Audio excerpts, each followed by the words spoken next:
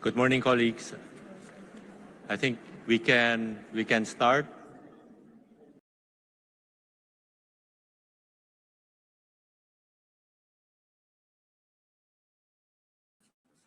Colleagues, distinguished representatives, I hereby declare open the 62nd regular session of the Human Rights Council.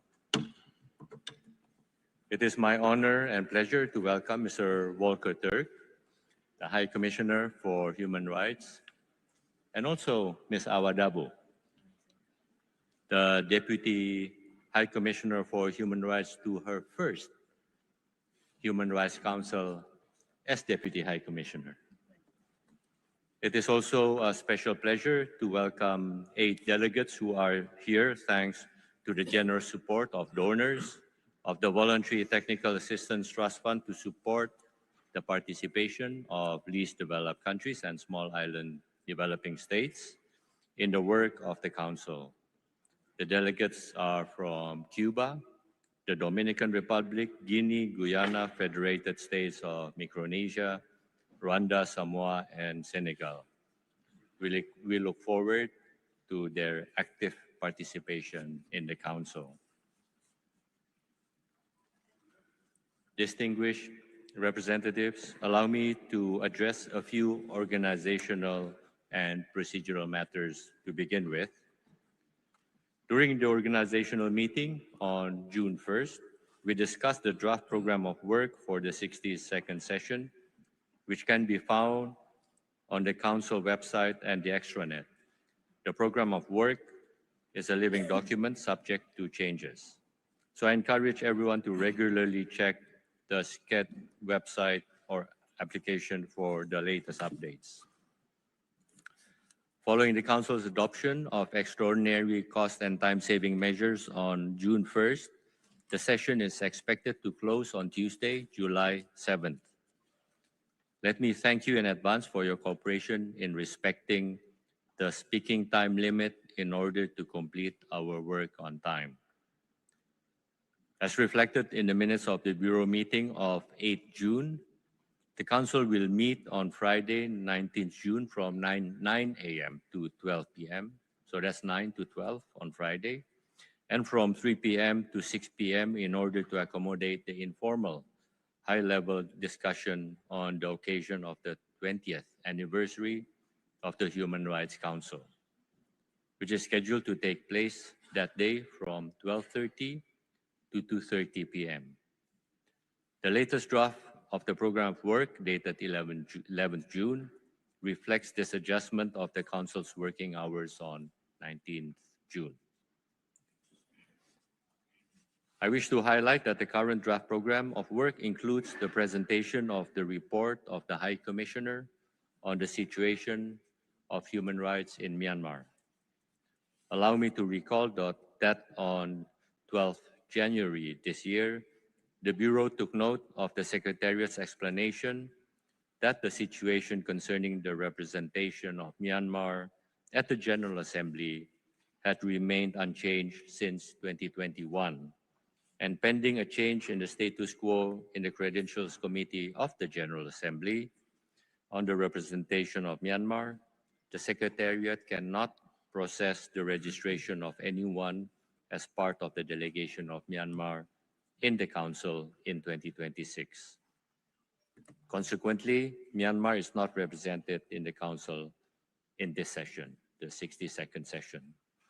In this regard, and in line with the previous decisions of the Council since 2021, the Bureau agreed on June 8th to continue the past practice and propose to the Council that the presentation of the report of the High Commissioner mandated to take place during the 62nd session proceed as scheduled without the participation of the concerned country.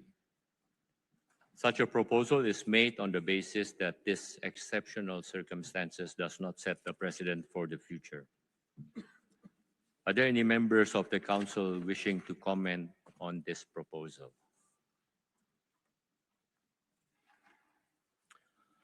I see no request for the floor. I take it that there is no objection, that the Council proceed with the presentation of the report of the High Council on the situation of human rights in Myanmar as scheduled without the participation of the country concerned. It is so decided. Excellencies, distinguished representatives, I now propose that the Council approve the draft program of work with the understanding that it is a living document. Does any member of the Council wish to comment on this proposal? I see none. The program of work for this session is approved. It is so decided.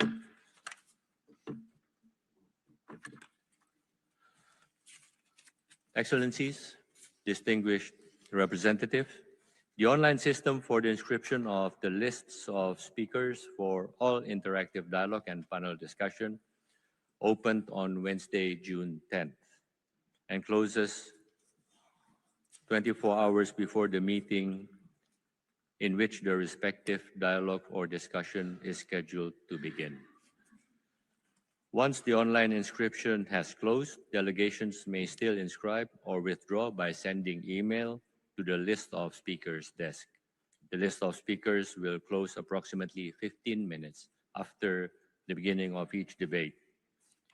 With regard to the inscriptions on the list of speakers for interactive and enhanced interactive dialogues, except for the interactive dialogue with the High Commissioner on his annual report, delegations must indicate their preference in the online inscription system, as they do for panel discussions. I recall that this has been the practice since the Council's 59th session. Interested states are asked to rank dialogues in order of their priorities. Speaking slots are allocated by the system taking into account their priorities. If the number of states indicating the highest priority for a particular dialogue exceeds the maximum number of available speaking slots, the slots will be allocated on a first-come, first-served basis. The online system for inscription on the list of speakers for the adoptions of the UPR outcomes opened today, June 15 at 9 a.m. and close on Thursday, 18 June at 6 p.m. No inscriptions will be possible after this deadline. For national human rights institutions and non-governmental organizations, the list of speakers for all debates opened on Tuesday, 9 June at 2 p.m. I kindly request that all participants upload the Word version of their oral statements through the online system for the list of speakers. If this is not possible, please send them by email to the conference services and the Council Secretariat. Now, turning to draft proposals, allow me to recall that the deadline for the submissions of draft proposal for the 62nd session is Thursday, 25th June at 1 p.m. I encourage sponsors to table draft proposals as early as possible.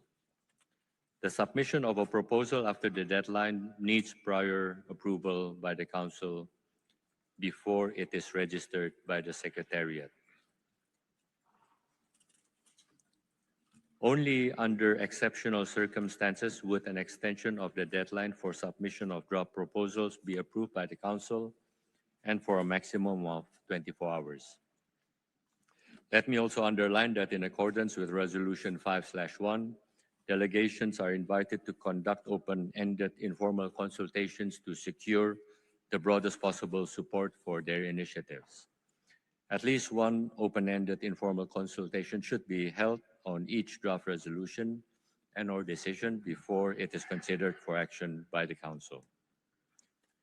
In the interest of ensuring the effective participation of all stakeholders in the work of the Human Rights Council, I encourage main sponsors of draft proposals to share draft text with civil society organizations and other observers that follow informal consultations. Excellencies, the effective conduct of the Council sessions as well as the fulfillment of its mandate rests upon a constructive, safe, and respectful environment. Disagreement with mandate holders and their reports can always be expressed.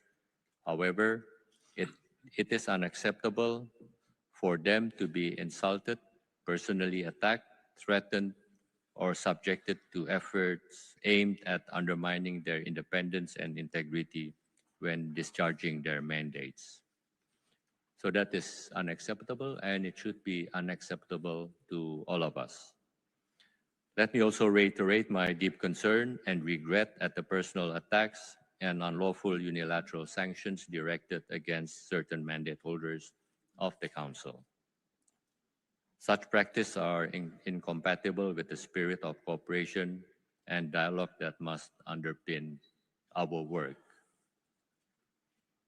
This is consistency between presidents of the Council.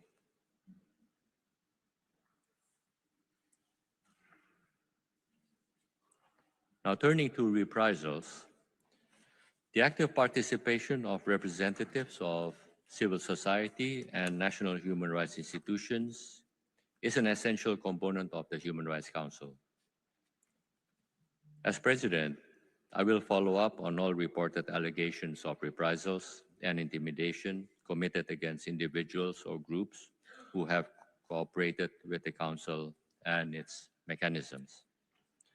I call on all of us to take all necessary steps to prevent such acts from taking place in the first place and to ensure that they are promptly and seriously addressed in case that they do occur.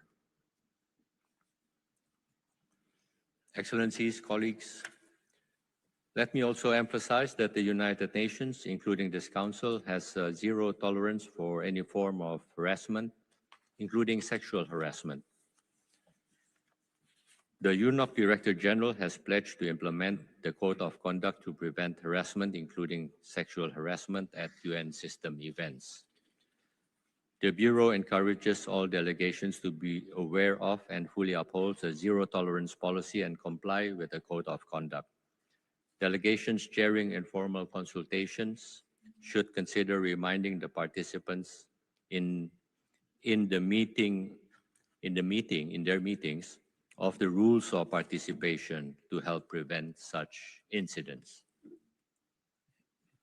I would encourage those who chair meetings, including informal discussions, to also share the code of conduct on this matter with their colleagues. Moreover, allow me to recall that Her Excellency, Ms.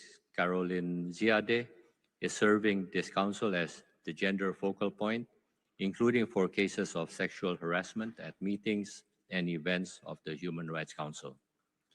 I encourage everyone to refer to the webpage on the conduct of participants in the meetings and events of the Human Rights Council to learn more about preventing harassment and sexual harassment and how to report an incident when one does occur.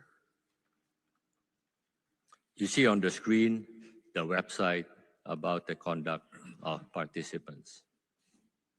I encourage all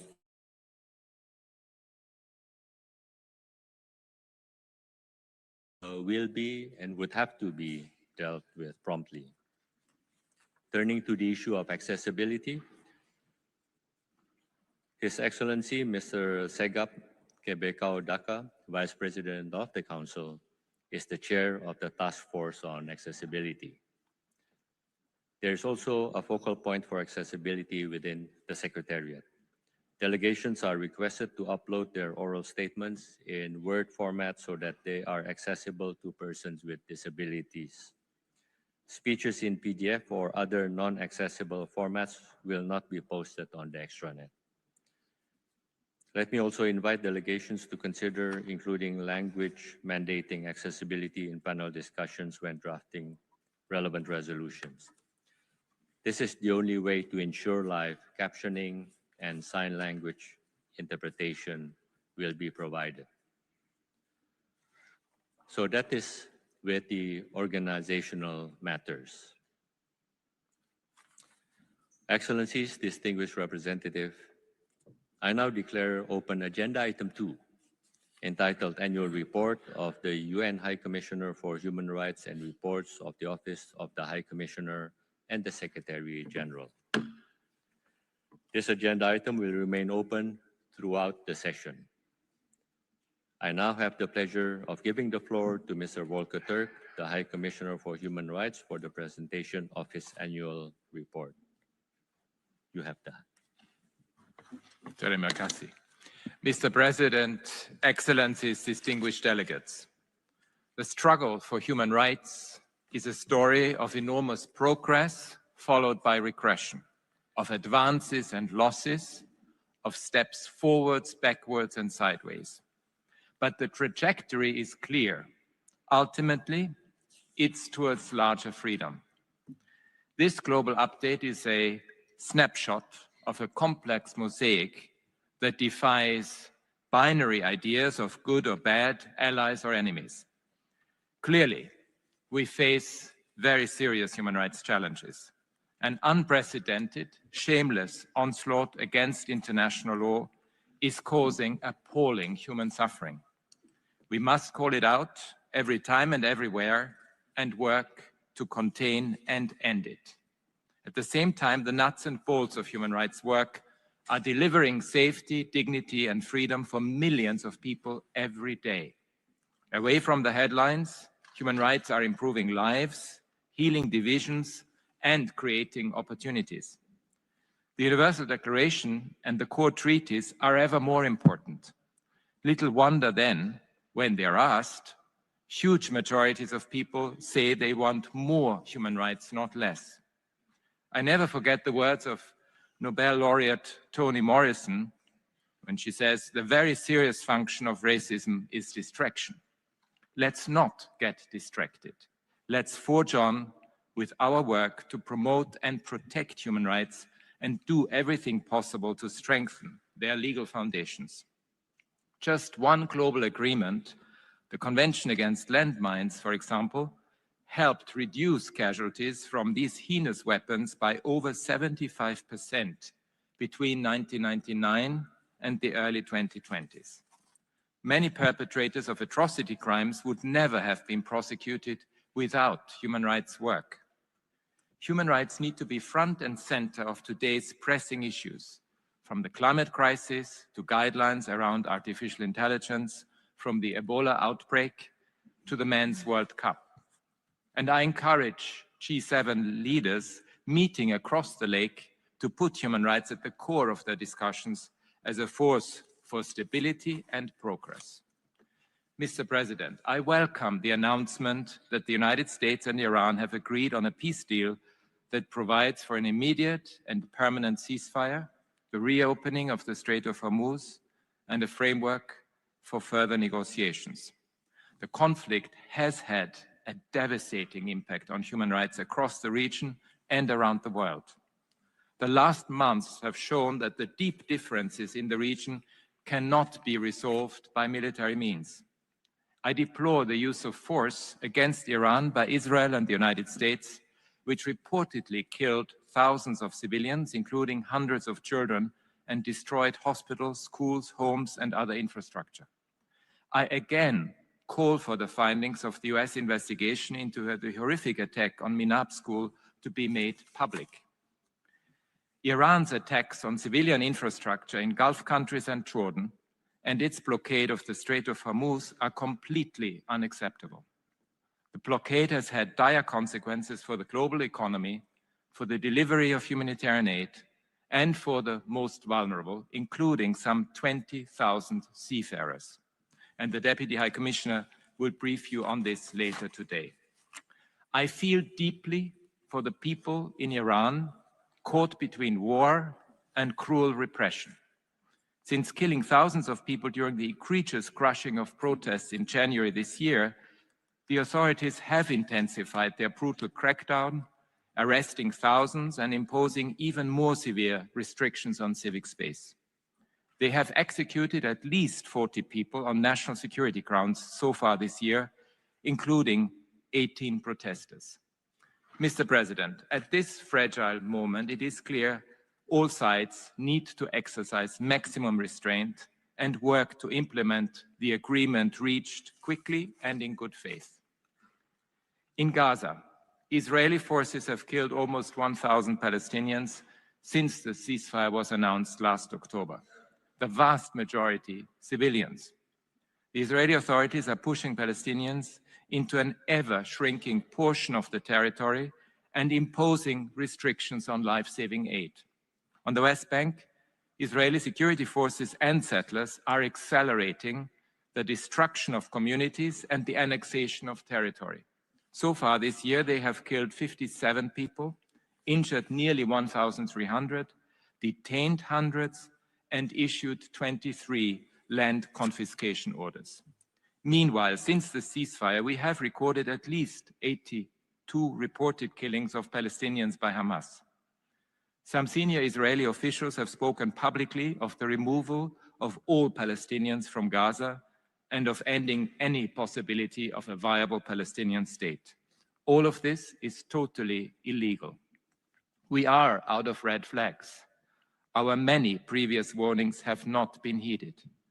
All those with influence must exert pressure to make the ceasefire a reality, to end the unbearable suffering of Palestinians, and to hold those responsible to account. Mr. President, the renewed escalation between Hezbollah and Israel since 2nd of March has dragged the Lebanese people once again into a war that is not of their making.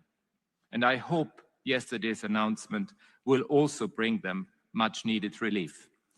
I'm alarmed by widespread Israeli strikes on populated areas and essential infrastructure.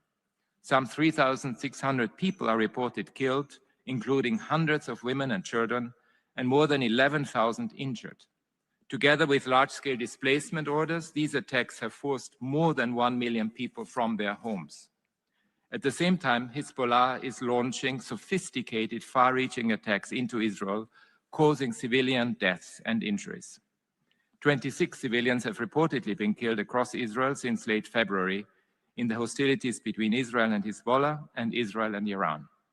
I call for an immediate end to hostilities, the withdrawal of Israel from Lebanese territory, and investigations into violations by all parties of international humanitarian and human rights law. We are deploying our own independent and impartial assessment mission to Lebanon in agreement with the government. Mr. President, in Sudan, the horrific conflict has expanded and escalated, marked by a sharp increase in the use of drone warfare. Between January and May 26, our office documented more than 1,000 civilians killed by drone strikes. Rape and sexual violence are rampant. In Ukraine, it is deeply concerning that the horrendous war has escalated sharply in recent months.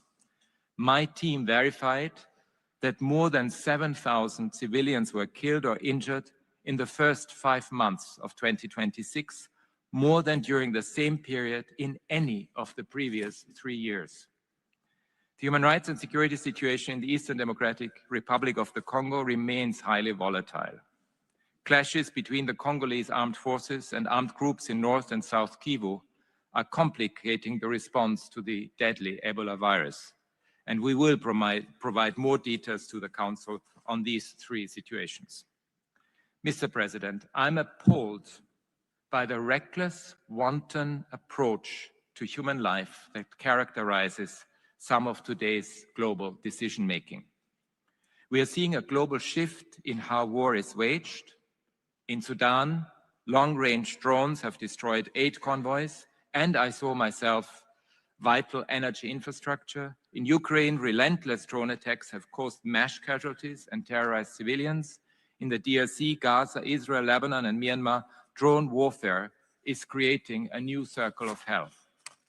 The UN has warned for many years against the development of lethal autonomous weapons. This reality is now upon us. States urgently need to consider the moral and legal questions this raises, agree on a common approach that protects civilian lives, and recommit to diplomacy and mediation. They must update legal frameworks to require human control and ensure accountability. Autonomous weapons cannot become a license for atrocity crimes.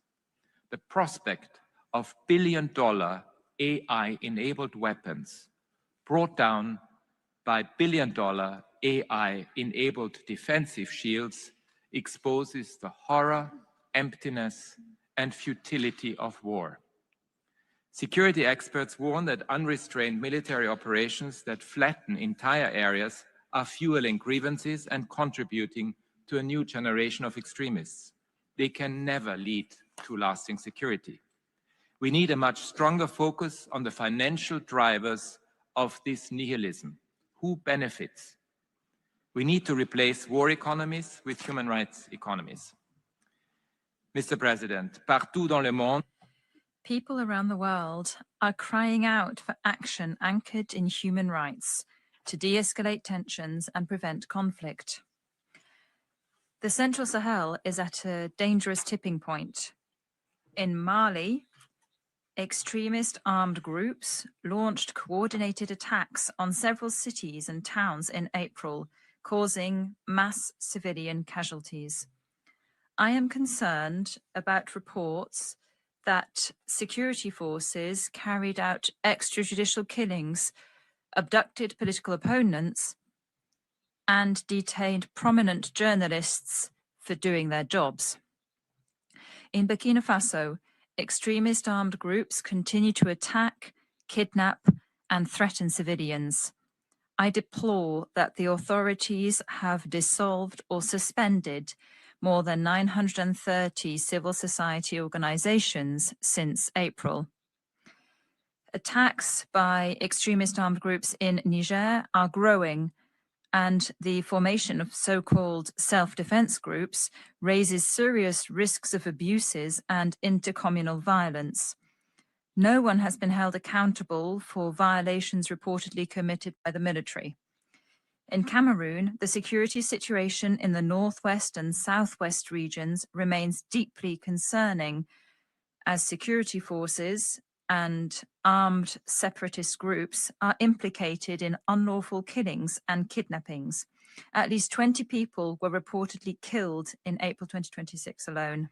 I urge the authorities to conduct a prompt and independent investigation into airstrikes by the military that reportedly killed more than 100 civilians in the north in May.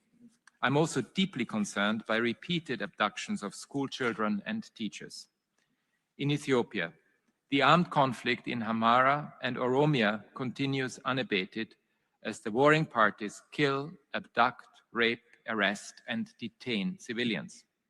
I continue to be worried about the situation in Tigray.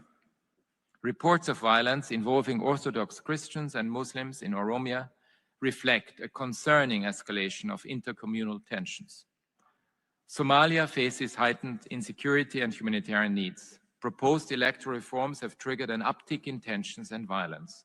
My new office agreed recently will work to support the Somali people. In Haiti, gang violence has resulted in at least 2,300 deaths, 1,100 injuries, and 99 kidnappings since the start of the year. I urge the authorities to move quickly on the judicial units to tackle impunity. The gang suppression force is urgently needed, and it needs to operate in line with international human rights law. Hay una emergencia. Cuba is in the throes of a human rights emergency. It is suffocating under US sanctions. The alarm is flashing red. We need urgent de-escalation. In Peru, the next government will need to prioritize the restoration of the rule of law, the independence of judicial institutions, and a national dialogue to heal a deeply divided society. In Syria, thousands of victims and survivors demand justice and accountability. The prosecution of the former president and other officials, while at this point mostly in absentia, is an important step. These proceedings need to respect international standards, and more must follow. My office is working to support transitional justice and promote reconciliation. The Syrian people need to be able to build their own future without outside interference. In Yemen, I call again for the immediate and unconditional release by the de facto Houthi authorities of personnel from the United Nations, civil society organizations, and diplomatic missions, including 8 of my own staff. These detentions are utterly unacceptable. Mr. President, cuts to aid around the world are having a catastrophic impact on human rights. Total humanitarian needs for this year are equivalent to just 3 days of global military spending. The funding needed by my office across this entire year is less than what the world spends on weapons and soldiers in 2 hours. Unless we change course, poverty and hunger will spike. Tensions will escalate and more people will be forced from their homes along unsafe migration routes. And this affects everyone and no country is immune. Instability, inequalities, and weak governance are fertile ground for extremism and conflict. They also fuel transnational crime, including the trade in illicit drugs worth hundreds of billions of dollars a year. Criminal groups are exploiting global crisis, conflict, and migration to expand their activities from Afghanistan to Guinea-Bissau to the Sahel and the Americas. Violence associated with drug trafficking has risen sharply in many countries along trafficking routes. Meanwhile, the so-called war on drugs has become a vicious circle. Militarized responses, particularly in the Americas, feed further violence. The United States of America has reportedly killed more than 200 people in airstrikes against civilian ships in the Caribbean and Eastern Pacific. Calling these attacks part of a war on narco-terrorism does not justify them. Illicit drugs are also having a massive negative impact on our climate and environment, from water stress to deforestation and the dumping of toxic waste.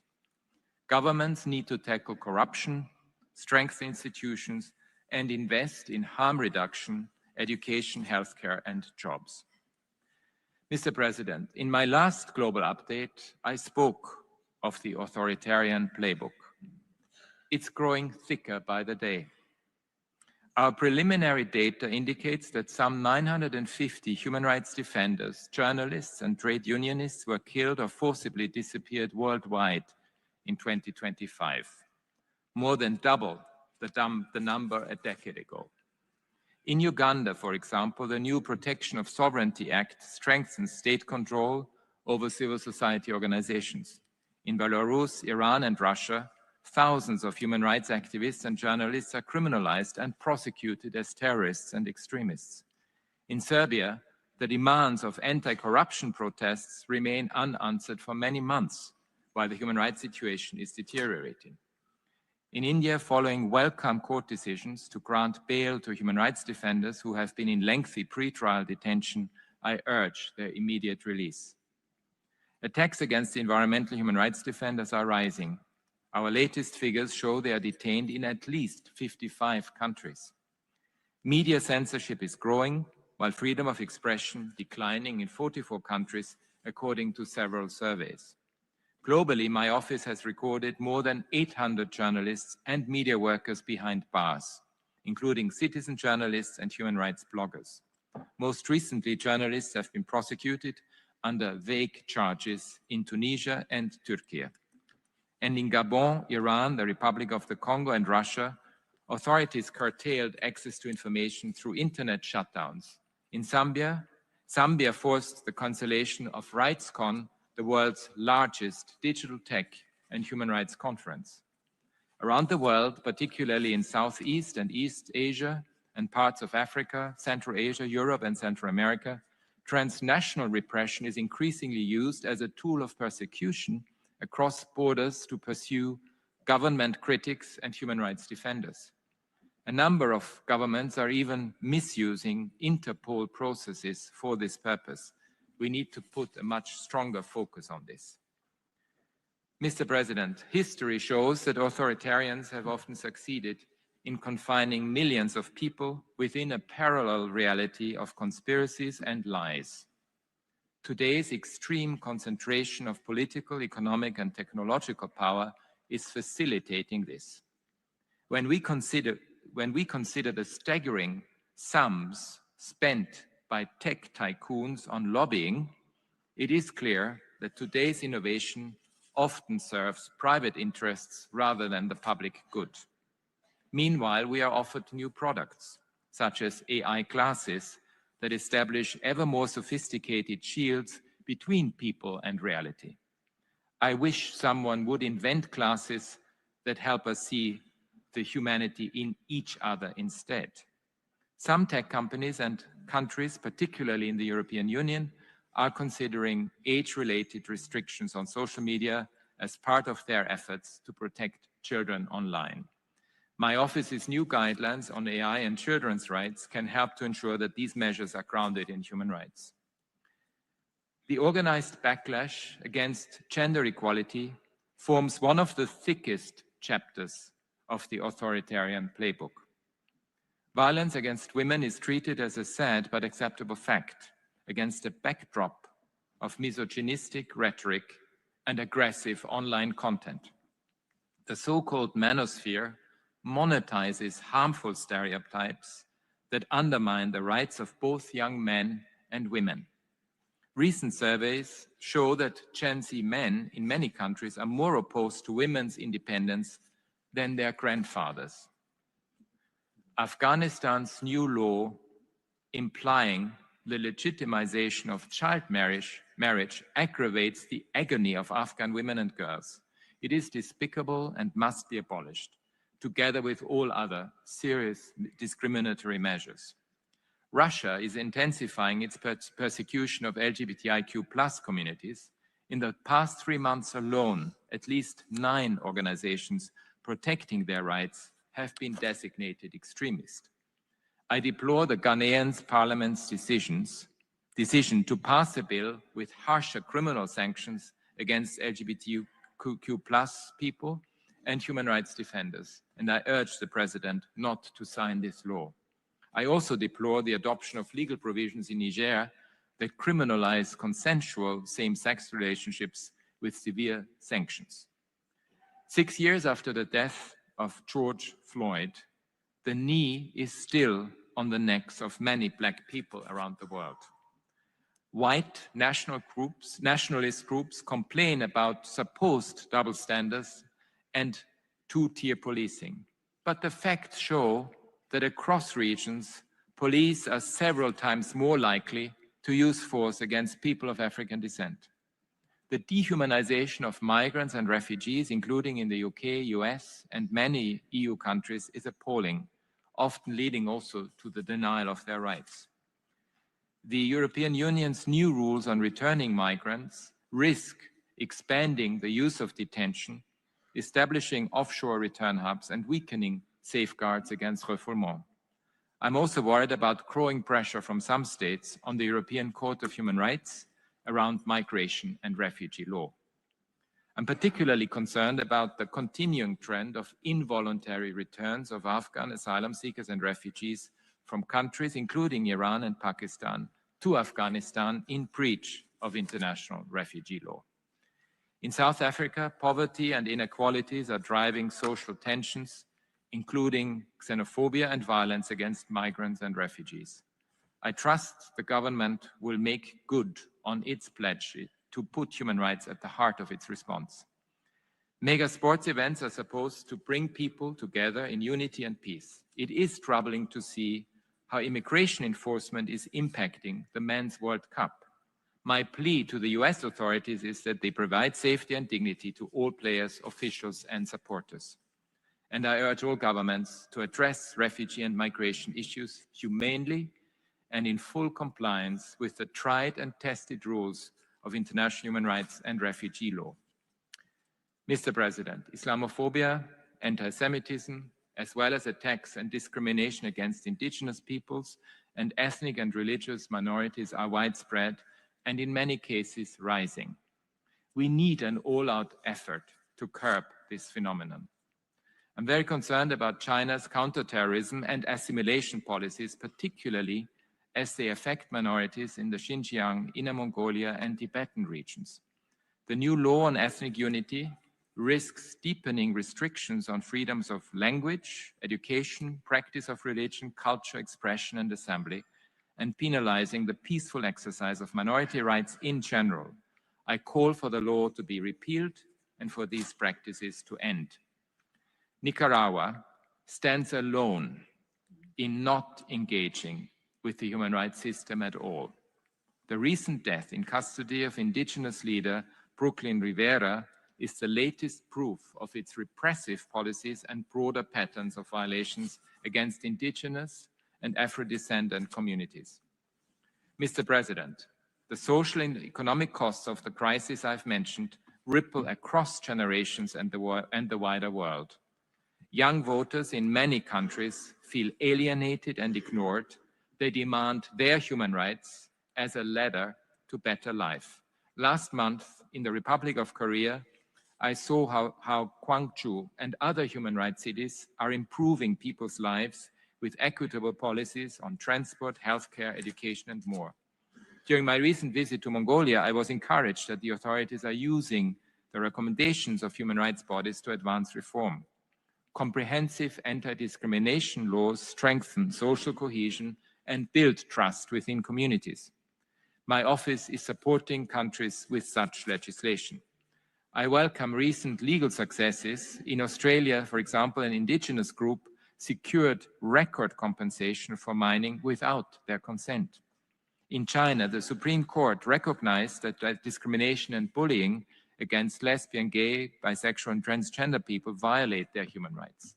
And I trust that the appointment of the new Attorney General in Guatemala will strengthen democracy in practice. Across all regions, from Benin to Montenegro, from the Philippines to Slovakia and Spain, national human rights institutions are supporting victims of violations, safeguarding civic space, and combating online hate speech. Regional mechanisms also play an important role. Regional courts in Latin America, Africa, and Europe are holding states to account for environmental harms from Nigeria and Peru to Switzerland and beyond. The African Union compliance framework for peace operations has helped build a culture of accountability. Despite significant challenges, the Association of Southeast Asian States, ASEAN, can play a crucial mediating role to resolve the conflict in Myanmar. The Inter-American Commission on Human Rights has proven to be a successful path towards justice for victims, from arbitrary detention to privacy rights and more. The international human rights system has also proven its value. The work of my own staff sheds light in the darkest corners. It has been cited in high-profile legal cases, including by the International Court of Justice, and has influenced hundreds of legal reforms. Investigations mandated by this Council have helped bring perpetrators of international crimes to justice. It's a significant achievement as the Council marks its 20th anniversary. For example, the Commission of Inquiry on Syria has cooperated directly with over 63 criminal investigations into war crimes and crimes against humanity committed since 2011. Human rights shape judicial thinking at national and regional levels. The Swiss Supreme Court has referred to the International Covenant on Civil and Political Rights in more than 300 of its decisions.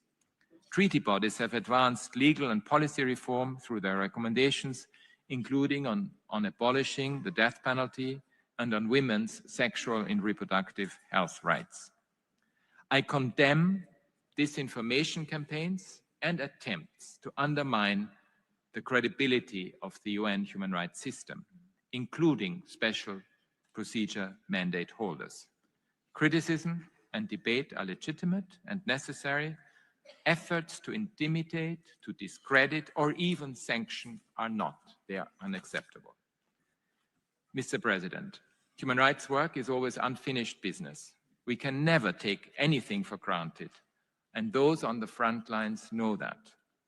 I think of the human rights defenders that I met recently in Sudan, in Mongolia, in Mexico, and in many other countries, all struggling in different ways, all showing courage and tenacity every day. We know how much human rights can unite us, which is why we launched the Global Alliance for Human Rights last week. Over the next 2 years, this alliance will become a hive of activity with different groups and communities around the world making new connections and building new partnerships. Human rights are the glue that binds us together, and when we join forces to strengthen those bonds, we do build a better world for all. Thank you very much.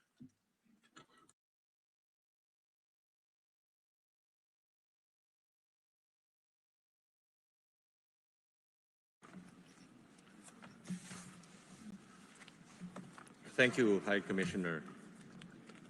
Let me remind all delegates that the interactive dialogue on the High Commissioner's annual report is scheduled to begin tomorrow morning. And now let's take a short technical break.